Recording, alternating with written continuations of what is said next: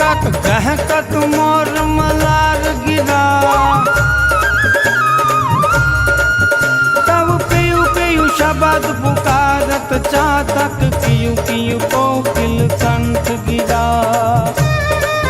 तब गड़र गड़र नभ होत गड़ा कान दाना नाना नाना नाना नाना नाना नाना नाना दानन दानन गान शिखर गंडई। तब रुम जुम रुम जुम रुम जुम रुम जुम रुम जुम रुम जुम रुम जुम रुम जुम रुम जुम रुम जुम रुम जुम रुम जुम बरसत बरखा घरर घरर गन गोर गजर जिर घरर घरर गन गोर गजर जिर घरर घरर गन गोर गजे।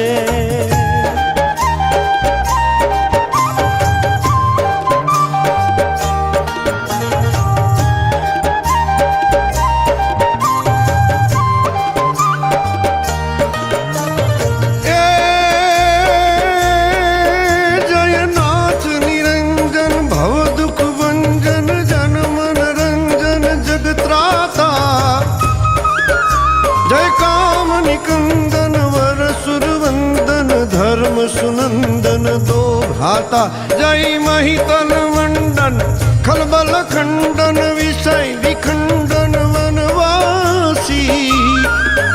जय सहायक संतन काल निक्रंतन आदन अंतन अविनाशी आदन अंतन अविनाशी आदन अंतन अविनाशी।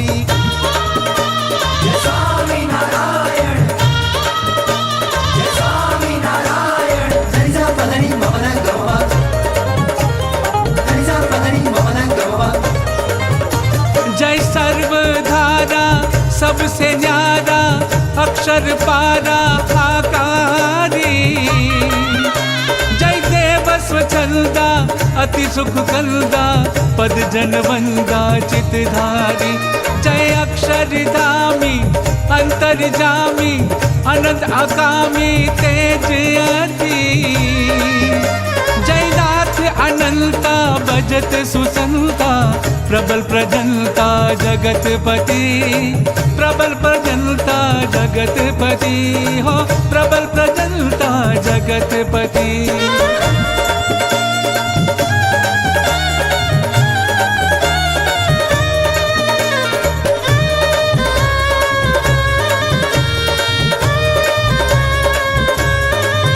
सुंदर छवि प्यारी त्रिभुवन न्यारी अनंत अपारी उपकारी। अगणित नर नारी शरण बुगारी भव दुखवारी उतारी। शिखवत बुद्धि सारी विषय विसारी रटत उचारी त्रिपुरारी।